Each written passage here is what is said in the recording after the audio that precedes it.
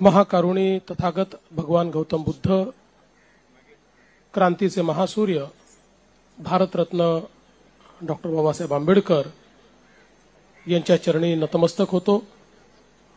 आज भारतरत्न डॉक्टर बाबासाहेब आंबेडकरांच्या जयंतीच्या कार्यक्रमाच्या निमित्ताने या ठिकाणी उपस्थित असलेले महाराष्ट्राचे सन्माननीय राज्यपाल आदरणीय श्री सी.पी. राधाकृष्णनजी, आमचे सहकारी उपमुख्यमंत्री आदरणीय एकनाथराव शिंदेजी, अजितदादा पवारजी, विधानसभेचे अध्यक्ष राम शिंदेजी, अण्णा बनसोडेजी, आमचे सहकारी आशिष शेलारजी, संजय शिरसाटजी, संजय राठोडजी, राहुल शेवाळेजी, भाई गिरकरजी, नागसेन कांबळेजी, राहुल बोधीजी, आपल्या मुख्य सचिव श्रीमती सुजाता सोनिक, श्री भूषण गगरानी, श्री हर्षदीप कांबळे, श्री विजय सूर्यवंशी, श्रीमती आचल गोयल, मंचावर आणि मंचासमोरील सर्व मान्यवर माता भगिनी आणि बंधूंनो, सर्वप्रथम मी जगभरातील भारतीयांना आणि लोकशाहीवर विश्वास असलेल्या तमाम विश्वातील सर्व जनांना भारतरत्न डॉक्टर बाबासाहेब आंबेडकर यांच्या जयंतीच्या खूप खूप शुभेच्छा देतो। आणि आपल्या सर्वांना माहिती आहे की जगाच्या पाठीवर भारतरत्न डॉक्टर बाबासाहेब आंबेडकरांची जयंती ही केवळ भारतात नाही तर जगातल्या विविध देशांमध्ये देखील साजरी केली जाते आणि तोच उत्साह आपल्याला जगभरामध्ये पाहायला मिळतो। याचं एकमेव कारण भारतरत्न डॉक्टर बाबासाहेब आंबेडकरांनी जे कार्य या भारतामध्ये केलं, आज एक संघ भारत आपण बघतो आहे, एक युनायटेड अशा प्रकारचा भारत आपण बघतो आहे। याचं श्रेय जर कोणाला द्यायचं असेल तर ते भारतरत्न डॉक्टर बाबासाहेब आंबेडकरांनी तयार केलेल्या संविधानाला आपल्याला द्यावं लागेल। आणि त्याच संविधानाची 75 वर्ष पूर्ण झाल्यामुळे संविधानाच्या अमृत महोत्सवाचं देखील आपण वर्ष या ठिकाणी साजरं करतोय। खरं तर या देशामध्ये भारतरत्न डॉक्टर बाबासाहेब आंबेडकरांनी केलेलं कार्य हे अतुलनीय अशा प्रकारचं आहे।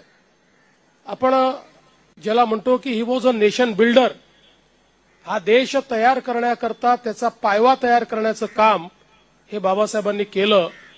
आणि विशेषतः या देशामध्ये ज्या काही चुकीच्या रूढी परंपरा होत्या, ज्यामुळे मानवाला मानव मानण्यास तयार नव्हता, अशा सगळ्या रूढी परंपरातनं या देशाला बाहेर काढत समता या देशामध्ये स्थापित करण्याचं काम हे भारतरत्न डॉक्टर बाबासाहेब आंबेडकरांनी केलं।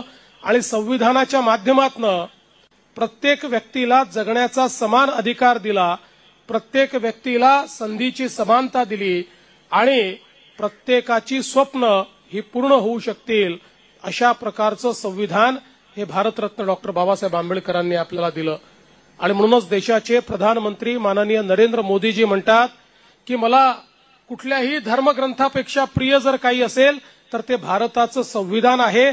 कारण भारताच्या विकासाच्या वाटचालीमध्ये, विकसित भारत घडवण्यामध्ये जर कोणाचा मोलाचा वाटा असणार आहे तर तो या भारताच्या संविधानाचा असणार आहे, असे आपले बाबासाहेब या ठिकाणी होते।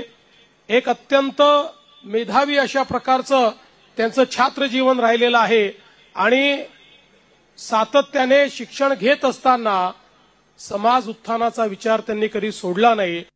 आणि ज्यावेळी संधी मिळाली त्यावेळी समाज निर्मितीचं जे कार्य त्यांनी केलं आहे ते अतुलनीय अशा प्रकारचं कार्य आहे।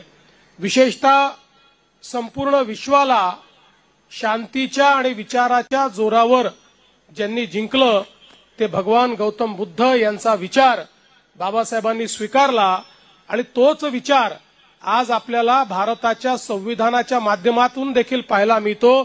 जी समता आणि बंधुता भारतरत्न डॉक्टर बाबासाहेब आंबेडकरांनी मांडलेली आहे, आपल्या संविधानाचा जो गाभा आहे हा आपल्याला भगवान गौतम बुद्धांच्या विचारातनच तयार झालेला पाहायला मिळतो आणि म्हणूनच हा शाश्वत विचार जो जगाने स्वीकारलेला विचार हा विचार रुजवण्याचं काम हे भारतरत्न डॉक्टर बाबासाहेब आंबेडकरांनी केलं।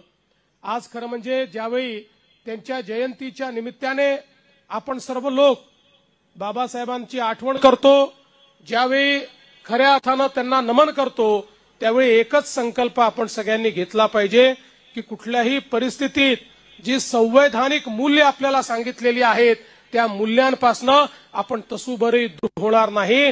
भारताचं संविधान हे आपल्याकरता सर्वोच्च असेल आणि या संविधानानेच चालण्याचा प्रयत्न आपण करू। खरं म्हणजे बाबासाहेबांच्या जीवनाबद्दल अनेक गोष्टी आपल्याला सांगता येतील। ते उत्तम प्रशासक होते। त्यांनी या ठिकाणी ज्या ज्या विभागाची जबाबदारी स्वीकारली, मग तो लेबर विभाग असो, तो पाटबंधारे विभाग असो, तो पॉवर विभाग असो, आज जे आपल्याला काम या देशामध्ये पाहायला मिळत आहे, पहिला पाटबंधारे प्रकल्प असेल बाबासाहेबांची संकल्पना होती, नॅशनल ग्रीड असेल बाबासाहेबांची संकल्पना होती, कामगारांना त्यांचे अधिकार द्यायचे कायदे असतील बाबासाहेबांची संकल्पना होती। त्यामुळे संविधान निर्माण करताना प्रमुख कायदे देखील आणि प्रमुख लोकांच्या त्या ठिकाणी जे काही अधिकार आहेत ते देखील देण्याचं काम आणि विकासाचा पायवा रचण्याचं काम देखील या देशामध्ये बाबासाहेबांनी केलं। पण असे बाबासाहेब आपल्या जीवनामध्ये सतत व्यस्त राहिले। खरं म्हणजे एकच मला गोष्ट त्या संदर्भात सांगायची आहे की कोलंबिया विद्यापीठामध्ये डॉक्टर बाबासाहेब आंबेडकर एक रिव्हियर्ड फेलो म्हणून त्या ठिकाणी पाहिले जायचे आणि म्हणून तिथलं जे लेमन सोशल सायन्स लायब्ररी आहे, त्या लायब्ररीने असा निर्णय केला की भारतरत्न डॉक्टर बाबासाहेबांचा पुतळा या लायब्ररीमध्ये लावला जाईल, त्यांच्या हयातीतच तो लावला जाईल, अशा प्रकारचा निर्णय त्या ठिकाणी झाला। आणि मग हा पुतळा तयार करण्याची जबाबदारी वाघ यांनी स्वीकारली। ते सातत्याने बाबासाहेबांच्या पाठीमागे लागायचे की बाबासाहेब तुमचा पुतळा बनवायचा आहे, समोर तुम्ही बसलात तर चांगला बनेल। आणि अनेक वर्ष अनेक वेळा पाठपुरावा केला। शेवटी एक दिवस बाबासाहेबांना वेळ मिळाला आणि बाबासाहेब त्या ठिकाणी गेले। पुतळ्याचं निर्माण सुरू झालं आणि सुरू झाल्याबरोबर जोरदार पाऊस चालू झाला आणि बाबासाहेबांना आठवलं की आपण आझाद मैदानामध्ये गरीब मुलांकरता एक लायब्ररी सुरू केली आहे, जी त्या ठिकाणी मांडवामध्ये सुरू केलेली आहे।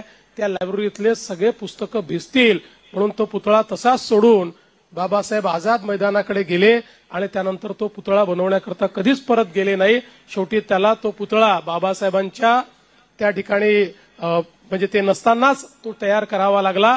त्यामुळे अशा प्रकारे ज्यांच्या ठाई स्वतःचा नाही समाजाचा, स्वतःचा नाही देशाचा, स्वतःचा नाही विश्व कल्याणाचा विचार होता, अशा प्रकारचे बाबासाहेब हे खऱ्या अर्थानं आमचे राष्ट्रपुरुष आहे। आणि म्हणून आजची वंदना ही राष्ट्रपुरुषाला वंदना आहे, ही राष्ट्रनिर्मात्याला वंदना आहे। ती वंदना आपण सगळे देऊया आणि त्यांच्याच मार्गाने पुढे जाण्याचा या ठिकाणी संकल्प करूया, एवढंच आजच्या या प्रसंगी मी बोलतो। आणि पुन्हा एकदा भारतरत्न डॉक्टर बाबासाहेब आंबेडकरांना अभिवादन करत आणि सर्वांना या जयंतीच्या शुभेच्छा देत मी माझे 2 शब्द संपवतो। धन्यवाद। जय हिंद, जय भीम, जय भारत।